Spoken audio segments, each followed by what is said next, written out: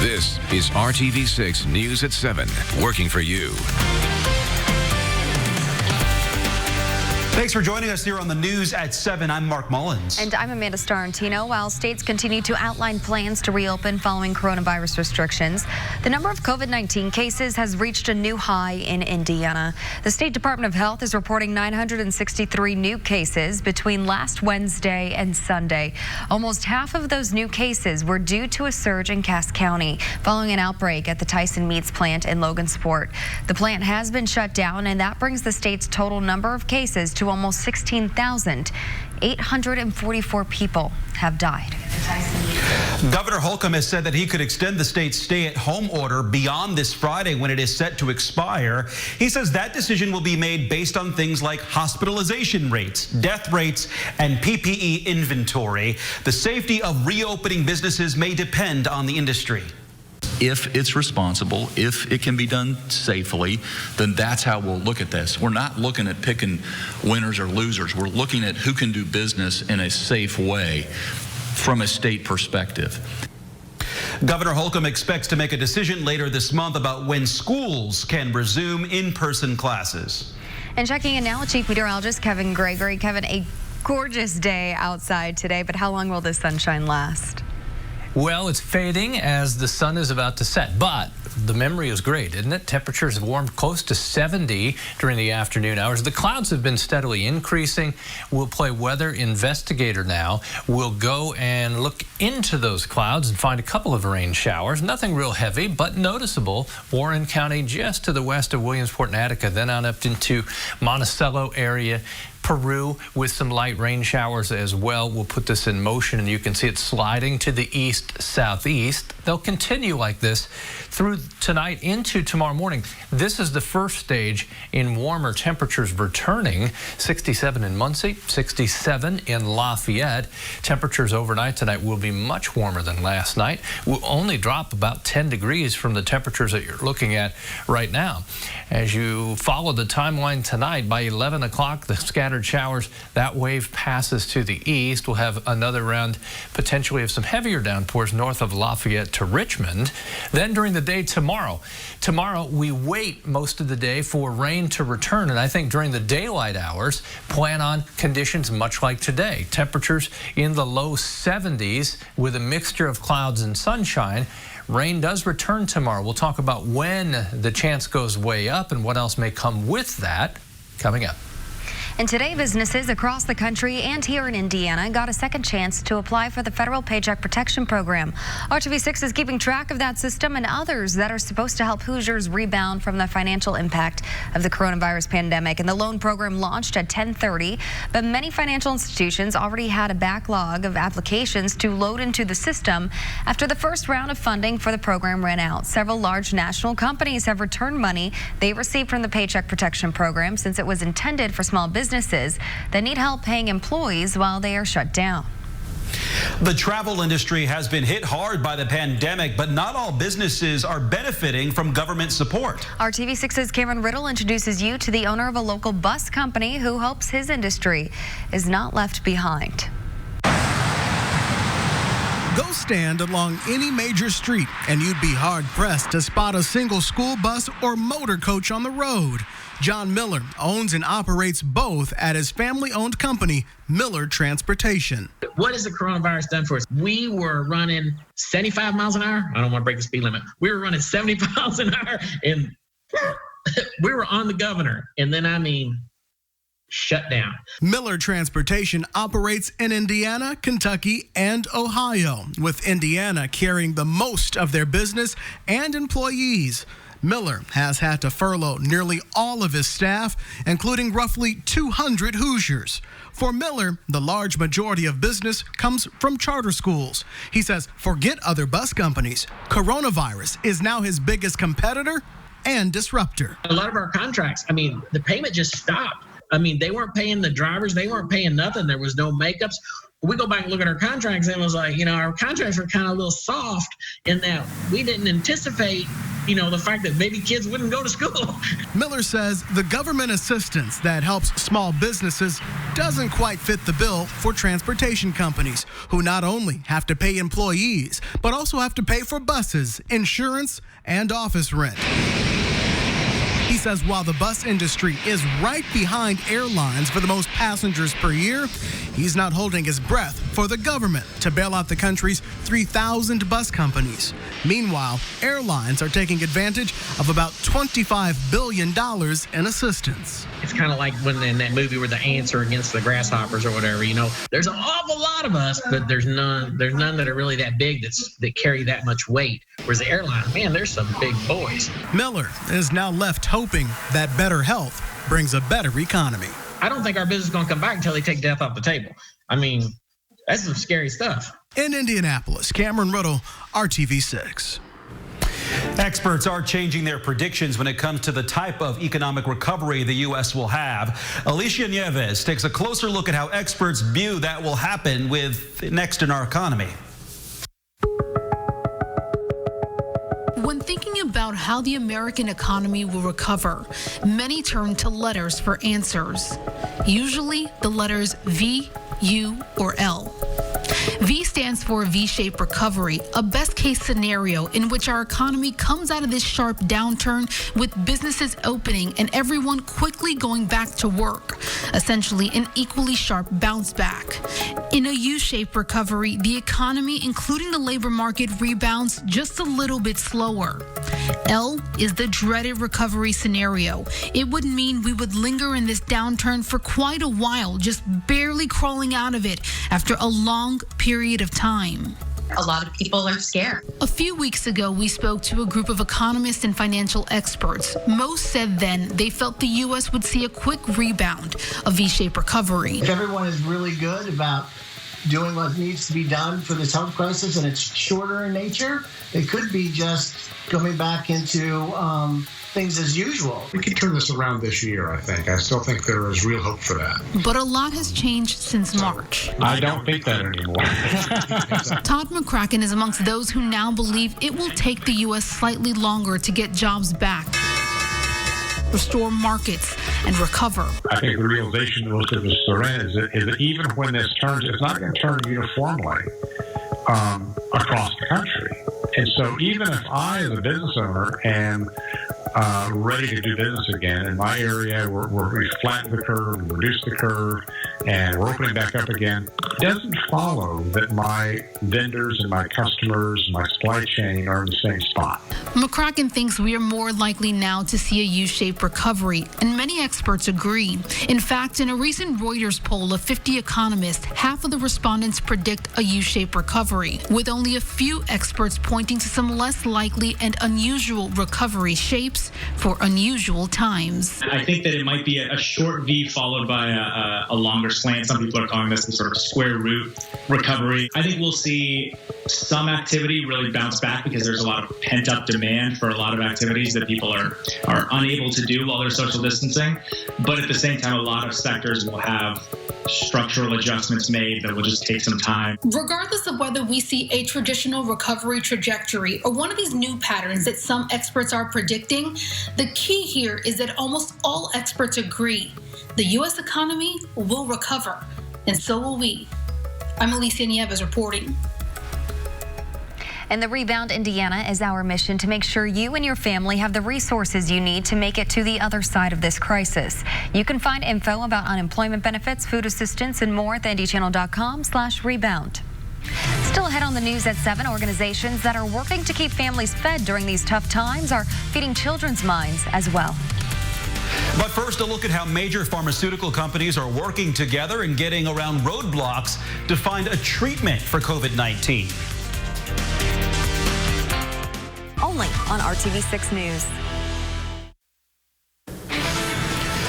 Welcome back to the news at 7. There's a new team focusing on the development of drugs and vaccines in the fights against COVID-19.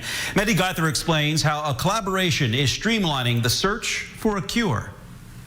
It's a public and private sector partnership aimed at fighting this pandemic and future ones. The National Institutes of Health and 16 pharmaceutical companies have teamed up, hoping to standardize how drugs and vaccines are evaluated and share resources to quickly test them. The NIH says it will provide the framework for prioritizing vaccine and drug candidates, streamline clinical trials, coordinate regulatory processes, and leverage assets among partners to rapidly respond to COVID-19 and future pandemics.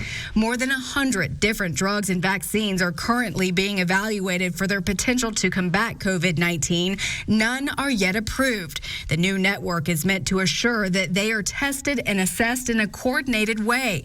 One goal of the group is to more widely share access to screening facilities and labs where scientists can safely and effectively test potential COVID-19 drugs. The NIH says they can contribute a network of clinical trials for treatment and vaccines for a range of diseases from cancer to HIV. For today's Health Minute, I'm Mandy Gaither. Well, this partnership includes big pharmaceutical names like Roche, Bristol Myers Squibb, Pfizer, and Johnson & Johnson. Well, we've got some showers around tonight, but I'd say tomorrow night, thunderstorms more likely. There's a low risk for some severe storms. I'll have the timing on that and what happens after the storms coming up. Live on CourtTV.com. This is RTV6 News at 7, working for you. Putting food on the table has become a real problem for some families in this time.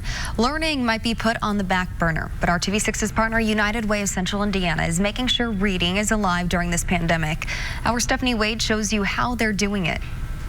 Today, families in the Lawrence Township School District are getting something special today, along with their weekly food distribution, something the kids might be excited about. I think it's wonderful. I think at a time like this, you know, and just getting out, seeing people. Because of the COVID-19, we are doing food service. We would not normally do this on a normal Monday, sunny day like today. But during these unprecedented times, Lawrence Township Schools has set up 5 different food distribution sites, bringing food to hundreds of families each week. They serve 5 breakfast meals and 5 lunches every Monday. But starting today, families aren't just getting food, but food for thought, too. United Way of Central Indiana and Roche Diagnostics have partnered to donate books to kids as part of their Read Up program, keeping the power of reading and literacy alive during the pandemic. I always ask for 4 volunteers from my teaching staff, but last week I had 10 show up. Today I've got more than 10 that show up because they really just want to come out and see the families and let the families know that they're still here for them. They want to connect to those faces. They want to see their kids. They want to be able to smile and wave at them. Letting families know their doors are open for them, even though the schools are closed. Working for you, Stephanie Wade, RTV6. And RTV6 is proud to be working together with the United Way of Central Indiana during this crisis. We are teaming up for the COVID-19 Community Economic Relief Fund. The initiative supports organizations that serve people and families affected by the pandemic. You can donate to the fund by texting HELP 2020 to 91999. Kevin. Amanda, thank you. Hopefully everybody enjoyed the sunshine today while it lasted, and yesterday afternoon. Of course, yesterday afternoon it was the wind that was so strong, kind of tempered all that sunshine. 67 in Lafayette and Muncie, those are 2 warm spots. Indianapolis at 63. These are in the ballpark of the average. We'll be above average during the day tomorrow. I love nature, and if somebody says bald eagle, I'm going to look. And there's a bald eagle in flight in Hendricks County. I think Aaron Roy for this. So there it is on the tree limb. Watch this and you'll see the white tail. Nothing but a bald eagle and a blue sky that really is cool to see. I know they're far more common in the Hoosier State now, but still, if I saw 10 in a day, it still wouldn't get old. To the north and west, from Crawfordsville to Lafayette, right over Delphi, that's a nice little downpour that's headed toward Kokomo. All this activity is with the warmer air returning. The showers have been moving from northwest to southeast. Monticello, Delphi, that'll pass between Rossville and Logansport. Other showers just rolled through Miami County. Let's slide to the southwest a little bit. bit along Interstate 74, Covington, Veedersburg, Williamsport, Attica. This will cross 231 between Crawfordsville, Linden, and Lafayette. We'll have other showers tonight, but nothing strong and nothing real widespread. Tomorrow, the wind again becomes a story. Southwest, though, that's key to getting temperatures into the 70s once again. Tomorrow night, 30-mile-per-hour winds out ahead of a cold front that will generate the thunderstorms. Tomorrow, if you're going to work outside for a little bit and enjoy at least a little sunshine peeking through, temperatures will be mild. They'll make it into the 70s. We really spend the day waiting for rain to develop. I picked the timeline up at 4 o'clock tomorrow afternoon. Notice as we get closer to 11 and midnight, then our rain chances really go up. There's a marginal or low risk for a couple of strong to severe storms over the western portion of the state. They may be stronger in Illinois, but as they come east, obviously it's late before midnight into the overnight hours. They should lose some steam, and it won't be that warm or humid at that hour. 11 o'clock. Showers, thunderstorms from just northwest of Lafayette to Terre Haute. That line will drop southeast. That's where we could have isolated severe storms along that line.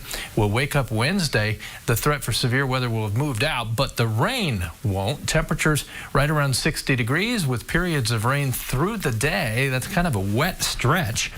And the rainfall potential anywhere from an inch to maybe an inch and a quarter by the time we get to Wednesday night. Thursday, some wraparound moisture. What I mean by wraparound, we'll be on the cooler side of the weather system then. 55 will be the high. That's it. I think the day of the week to focus on, or should say weekend, Saturday, 74 degrees, dry and mild the first weekend of May. We'll be back with more after this. Love seeing that, Kevin. Thank you. Appreciate that good news for the weekend. RTV6 is sharing stories of our communities working together to make a difference. Tonight, our Troy Washington is showing us how Indiana donor recipients are helping those working on the front lines to stay safe. These two women have a few things in common. I needed a transplant, and then I had to have another lung transplant in 2012. If I didn't have two wonderful families donate to me, I wouldn't be here. Both Jennifer Weber and Julia Reger might not be here today if it weren't for a donor. My first liver transplant in 97. I would not have left the hospital without an organ transplant. The two ladies also shared the same commitment to paying it forward. This is the only way I know how to say thank you, is by giving my time. That's why they are volunteering with the Indiana Donor Network to make masks to protect those who are trying to slow the spread of COVID-19. I was kind of anxious about how, my healthcare providers and all the people that I rely on, frankly, for my care that I've gotten to know over the years. I wanted to do something to really feel like I was out helping them. Reger has sewn at least 1,000 masks and found an alternative to using elastic. While Weber had no experience sewing before the pandemic, she found an old sewing machine in her garage, pulled it out, and is learning as she goes. I kept hearing about people sewing masks. I thought, well, I'm either going to give my sewing machine to someone else that can sew, or I'm going to do it. And so I dug it out and turned it on, and I watched a few videos. And when I got stuck, I actually reached out to Julia. Proving that teamwork is truly what it takes, and if we all work together, we can get through this. Working for you, Troy Washington, RTV6. Hey, we continue to honor the outgoing spring sport athletes in an RTV6 senior salute tonight to Pendleton Heights Camden Early. Battling back from an ACL injury early in his career, the Arabian was really looking forward to his final season in baseball. A three-sport athlete who played varsity football all 4 seasons, but his career far from done. Camden will be playing football and baseball at Wabash. Good luck, Camden. If you have an idea for an RTV6 senior salute, email me at dave.first@wrtv.com. ChampionSunrooms.com today.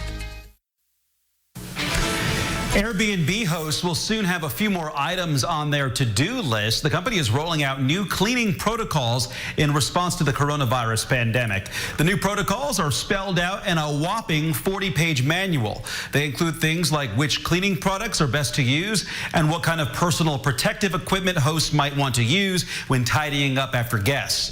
Airbnb is also requiring that hosts leave 24 hours between bookings. Hosts can go a step further and opt to put a set setting on their listing to prevent bookings less than 72 hours apart. And Spain is starting to relax its coronavirus restrictions, some of the toughest social distancing guidelines in the world. But before easing up, residents had to get a little creative to get some fresh air. People are not supposed to leave their houses at all unless they are essential workers. But one loophole is that they are allowed to walk pets. So some people have tried to push their luck with that. Spanish National Police say they've stopped people walking with hens and fish in tanks. One guy was even walking a stuffed dog. Spain's lockdown will continue until at least May 9th, though the kids under the age of 14 can now go outside for an hour a day. Kevin? I don't think I could lug a fish tank down the street, so probably one of those little bowls with a goldfish. Scattered showers this evening, rain, thunderstorms late tomorrow night. Thanks for making RTV6 your choice for news. Our next newscast is tonight at 11.